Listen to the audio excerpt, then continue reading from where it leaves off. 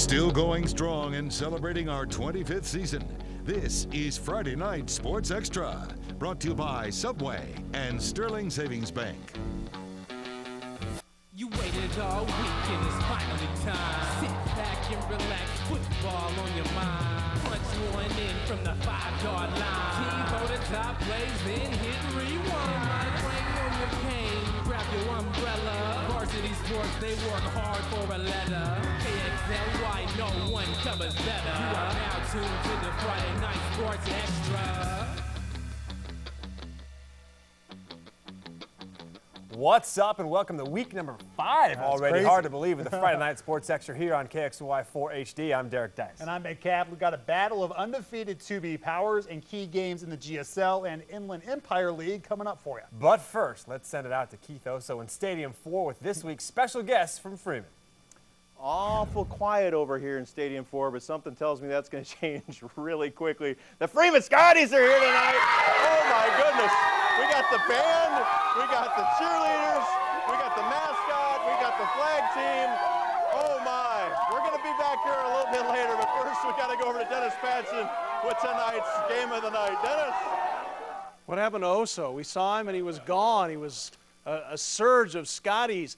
Well, there was a big football game. The game of the night, we traveled out to Reardon. Undefeated Reardon Indians against the undefeated Colfax Bulldogs. The Bulldog fans had it rolling early, 7-0, and they would get more. Give it to Tyler McEnany around the left side. Around the right side, I should say. Not going to get him into the end zone, 14-0. Bulldogs got the ball back and in the end zone again, this time through the air. Alex Teedy finds Kellen Morgan with a touchdown pass. It was 21-0.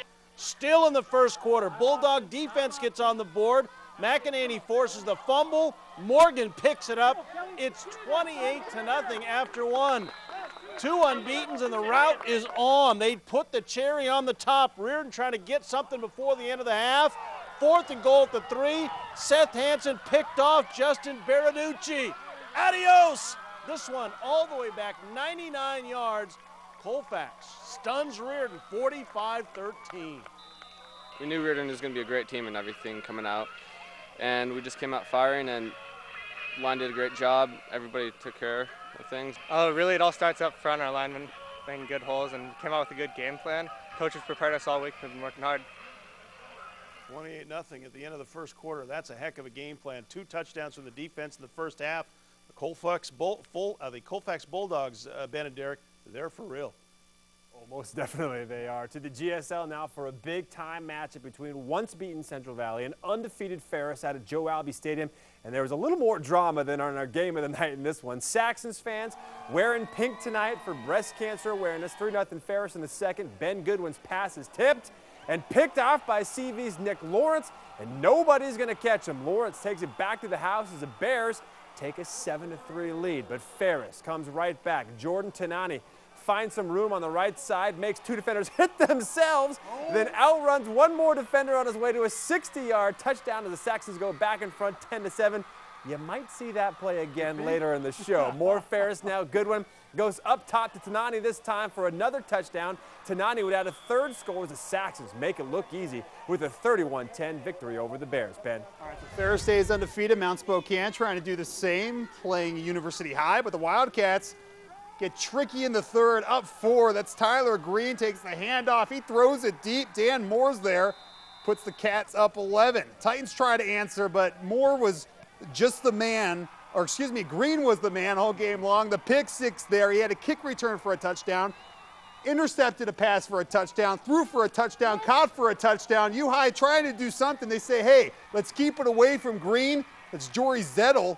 He's able to get into the end zone, or he'd be out at the 1. He'd score later, but Mount Spokane wins this one 42-23. Back to Albee for the early game between Meade and Shadle Park, and the Panthers strike first. Mike Smith takes the handoff.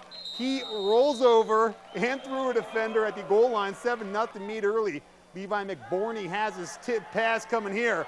It's picked off by Wes Bailey, who's got nothing but open ground into the end zone. 19 yards for the pick 6. It's 21-zip. Highlights tough to come by for the Highlanders. Dakota Johnson, the nice one-handed sack there. But this one all Meade as the Panthers completely dominate Shadle. 54-7. They're now 3-2. A lot of pick sixes. Gonzaga Prep looking to improve to 4-1 as they hosted Rogers. The Pirates with an impressive first drive, but then the Bullpups get back-to-back sacks. The second one by Stanford-bound Charlie Hopkins.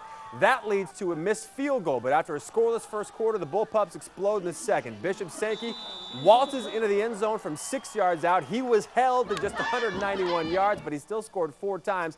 Then it's welcome back Shane Schmidl-Kofer. He missed the first 4 games of the season with an injury, but look at him switch hands, then dive just inside the pylon for a 43-yard touchdown. G-Prep rushes for 406 yards in a 47-7 romp over Rogers. Keith? How about a little Thursday night football? LCNC, the battle of the letter C, and Amar Johnson with a 5-yard touchdown run. Big start for LC last night. Then Jeff Livingston finds Dakota DeBois into the end zone. Wow, LC wins this one big last night, 42-7. Did you know those are the 2 oldest schools in the city and have met more times than any other 2 schools in Spokane? I didn't, but I bet Freeman knew that, didn't you? Did they? They're a lot smarter than us sports guys. I have a question. I have a question. Does this dog actually have 1 ear or 2? Did they? I don't know. That's a bigger mystery than who's in it. You know what else is a mystery? Who won over in Idaho tonight? When we come back on Friday Night Sports Extra, we're going to head over the border, get to North Idaho, find out how Coeur d'Alene did, find out how Lake City did. Let's hear some more from these Freeman Scotties as we go on Friday Night Sports Extra.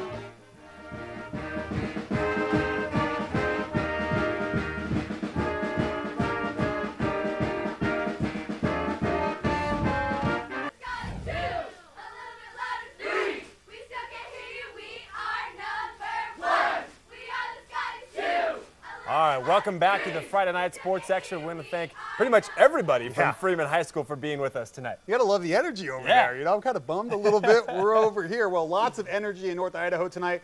Some really good football games. We're going to send it over to Stadium 4 and Keith and Dennis who have more. Dennis, Coeur d'Alene had a very big showdown, #1 ranked team in the state, but we're going to start with two pretty good football teams out in the Lake City. We went right down to the wire. Post Falls, Lake City doing battle. These 2 teams, you know, they kind of don't like each other a little bit. Post Falls, tight contest, 3rd quarter, tied at 7. Matt Lickford, 8-yard on the touchdown run. Trojans, though, would miss the extra point, so it's 13-7.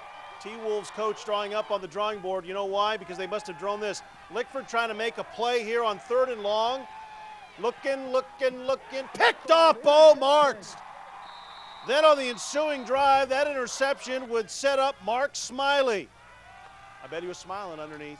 Oh, he took a shot there, but he gets in from the 5-yard line. T-Wolves get the 2-point try with 30 seconds left to win it, 22-21. How about Coeur d'Alene taking on first-ranked Rocky Mountain in the state of Idaho? Coeur d'Alene, oh, they're ranked 4th, but they're not going to be for long. Chad Chalich going to Zach Kaiser into the end zone. Nice catch. Holy cow. Coeur d'Alene juggling, I don't know, but you know what? The replay stood. The replay stood. Later in the first, challenge deep to Matt Lambert. Holy cow, right at you. Nice catch and into the end zone.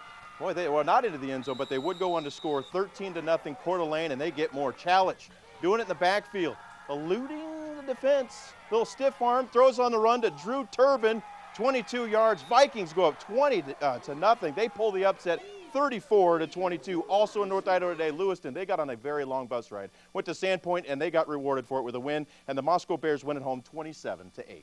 All right, guys, it was homecoming at West Valley where the Eagles were hosting the Lakeland Hawks in a border battle. It's tied at 7 in the 3rd. Chris Smith of the Eagles running hard and running over people. The senior stretches across the goal line for the go-ahead 20-yard score. Dub V up by 7, but Lakeland answers on the very next play from scrimmage. Eric Cooper rolls out, eludes a sack, and fires a strike to Hunter Arno, who shakes a defender at the 37 and says, "See you later." Arno takes it down to the sideline, a 59-yard touch as the Hawks even the score at 14 apiece, but the Eagles were just too much on the ensuing possession. Dylan Ellsworth powers through a tackle and gets in for the second of his 3 TDs. Eagles go on to win it 35-21. Undefeated Deer Park Stags. I love that. They were at Cheaty tonight, and the Blackhawks scoring early and often. Quarterback Parker Franklin finds DeAndre Moore Young in the middle. 3 names, 7 points, 7-0 Blackhawks. Now Moore number 3. Moore Young, this time on the pitch play, gets some nice blocks, and he's gone. Touchdown, Cheney, 14-0. Now, this is the KXLY fake out of the night. Looks like a handoff up the middle, goes to the right. Oh, Billy. No, it doesn't. Come straight toward our camera. That's a touchdown for Zach Mitchell. 21-0 Cheney. They go on to win it 48-7. A couple other scores for you tonight. Clarkston 20-6 winners over East Valley, and Medical Lake losing in Pullman tonight 37-7. All right, in St. Mary's, it was the Lumberjacks all over Kellogg 37-zip, and in Timberlake, the White Tigers 42-27 winners over 80s band. Yeah, Priest River. All right, back into Stadium 4 where Keith and Dennis have more with our Freeman Scotties. The guy who shot that fake out of the night is walking home. We took his video and we got it on the air, and he's walking We home. did give him a pat on the back, though. Hey, these Freeman Scotties are here. How did they do tonight, taking on Chewelah up in Freeman? The band, hey, we know those guys. They're here in studio with us. Things are looking good. Scotty's on the board early. Josh Richardson, all this guy does is score touchdowns. Who's he think he is? Chris Carter breaks it to the outside. Guess what he is? You betcha. He's giggity, giggity gone. 57-yard touchdown. 7-0 Scotties, but Chewelah, oh no, they strike back. Derek Smith keeps it himself, makes the jump to ludicrous speed, and you're not going to catch him. 65-yard touchdowns, you'd say, oh, no, it's a good way to stay in shape. He goes in to score. Freeman almost wins this game with 30 seconds to go, but it was a close call called incomplete. Chewelah wins it 20-18. Well, Colville Lakeside, we make the drive out to 9 Mile Falls. Colville on the board first. Sawyer Bardwell to Alex Morgan. It's a good night for Morgan's first in Colfax, now in Colville 7-0. Still the same score, Colville, Bardwell to Alex Pond. Nifty high stepping, gets into the end zone. It was 14-0. Second quarter, Colville up 2 scores. Watch Jamie Day. Look at him go here. The only thing he did wrong, he didn't put the ball in the other hand on the outside. Got it back inside the 10. That set up a touchdown, but it was all Colville tonight. They win it by 20. Other scores tonight, Newport a shutout, or Riverside a shutout win at Newport. It was Kettle Falls on the road losing at Oroville. The Hornets with a sting tonight. Lind-Ritzville with a victory at home over the Liberty Lancers. And the Davenport Go-Gorillas beaten by Springdale. I can't remember the last time Springdale knocked off Davenport. Keith? You know what? We give people a hard time because they don't have baritones in their band, but we have a baritone sax. What's your name? My name's Zeke. Hey, Zeke the sax player. What's the name of the sax? It's the Beastly Berry. It's the Beastly Berry, the baritone sax. You got to have a nickname for your saxophone if you're going to do it right. Now, you guys aren't in portables anymore. You guys actually have a new building at Freeman. What do you think of it? It's fantastic. I love it. All right, now we talked about the controversial play at the end of the game. You guys going for the touchdown to win it. Did he catch it? He caught it. Well, it was incomplete, and the review stood. So we're going to have to go ahead and say Chewelah won. I wasn't there that late. I only stayed for the first half. That's what happens. But the Freeman Scotties are going to be here all day, keep entertaining us, and we're going to have a lot more Friday Night Sports Extra when we come back.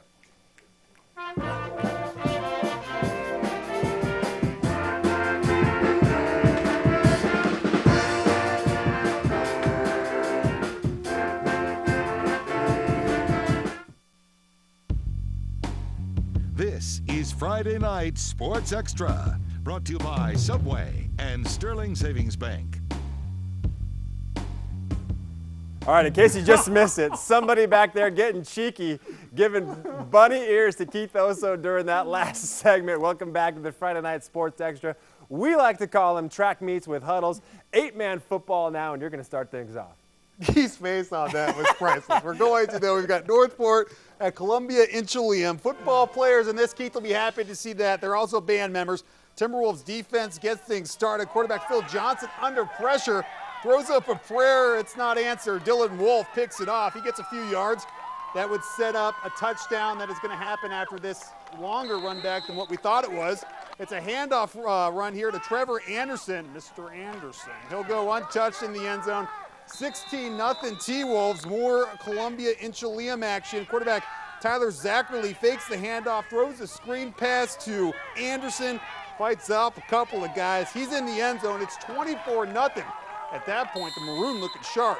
Columbia Inchelium, 46-16 winners for you. A couple other scores to pass along. Cusick putting up 72 points tonight, a 72-24 win. Odessa Harrington, 50-6 winners over Selkirk. And we've got ACH 49-0 over the Eastonthorpe Tigers. Okay, up in Welpinette, the Redskins were looking to tame the Tigers of Republic this afternoon, and they did just that. A.J. Kiefer, the inside handoff to Tom Boring, and there's nothing boring about this. The touchdown makes it 8-0 whelping it. Then it's Kiefer on the receiving end of the punt. And watch this. He starts to laugh, just kind of waits for the play to develop, and his patience pays off. Kiefer cruises 70 yards to the house as the Redskins make it 16-zip. Not sure what's going on with the defense there. And they wouldn't stop there. Eric Pacutis takes the pitch, and nobody's going to catch him. A 42-yard touchdown for Pacutis. The Redskins led it 44-0 at the half. Final score, whelping at 52.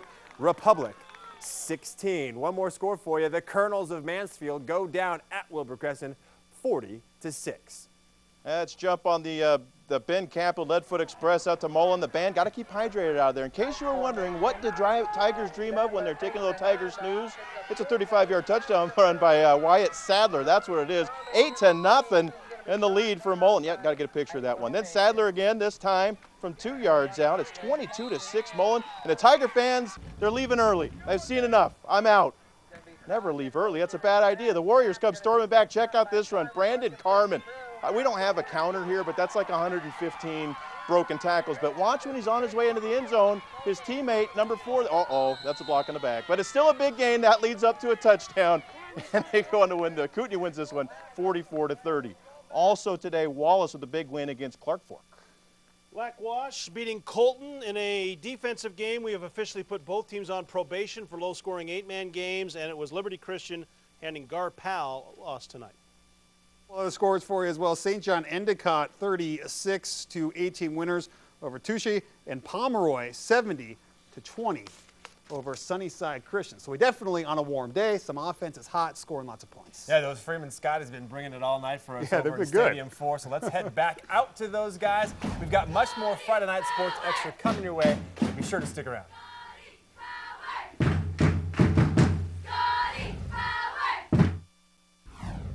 Welcome back to Friday Night Sports Extra. You know, this is the guy that gave me the bunny ears a little bit later. We're not too happy with him, but now you got to help us out. Help us out a little bit. It's time for Plays of the Night! Plays of the Night, here we go. Play number 3. We're going to take it back out to Mullen with the Kootenay here. Brandon Carmen. Now, it didn't count, but look at how many broken tackles he has. On his way to the end zone, I'm sure that he's got a Whopper coming his way or a Big Mac or something from this teammate right here to cost him a touchdown. But that's a good play for play number 3. Why do you call that? Look at this one. Play of the night. You don't often see a 99-yard interception return for a touchdown, but that's what Colfax did to cap off the first half. Justin Baraducci, that made it 35-0 in the big win by Colfax. Jordan Tanani, 3 touchdowns, and defenders go boom. Oh, the nice little kind of pause there. Then he's off and running for the 60-yard touchdown. Ferris stays undefeated with the big win. Let's take another look. All right, we're going to take another look. Oh, in slow-mo, and Tanani says, thank you. Yeah. Runs on by. Ferris undefeated. Big game against Mount Spokane next week. That's right. Quick check on tomorrow's college action. The Cougars will be looking for their first Pac-10 win when they battle the UCLA Bruins at the Rose Bowl. Paul Wolf's offense quietly showed improvement last week against USC. He wants to keep speeding things up on offense, and he thinks they may be ready for a breakthrough. Our youth is starting to mature. That's why we're able to open some things up. And so as we keep doing that, we should be able to keep growing. But ourselves, I mean, we got to continue to execute and improve. And I think that we should be able to keep doing that right now. Rob Akey and the Idaho Vandals will be looking for their 3rd win tomorrow when they visit Western Michigan. And Akey talked about what to expect from those Broncos. They're a football team that's kind of they've had a couple rough games and an easy game. They lost to Michigan State and to Toledo before their bye. In between, they had a win over Nicholls State. Kind of the scoreboard has put their offense situation where they've really been throwing the ball a ton, probably more than they'd like to. Eastern has another key Big Sky game at Weber State tomorrow. The all-time series is tied at 14 wins apiece. Whitworth is making its 3rd trip to California this season. They'll face the Menlo Oaks tomorrow at noon. And Derek, chances are the Spokane Chiefs don't like the score 6-3. They lost the opener on Saturday to Tri-City by that same score. They lose tonight to Kootenay 6-3 after taking a 3-2 win or lead. But they play Tri-City in their home opener tomorrow night at the arena. Also, the Mariners, they've given up already. They lose 9-0 to the A's. Let's go back out to Stadium 4 for a quick more check with Freeman.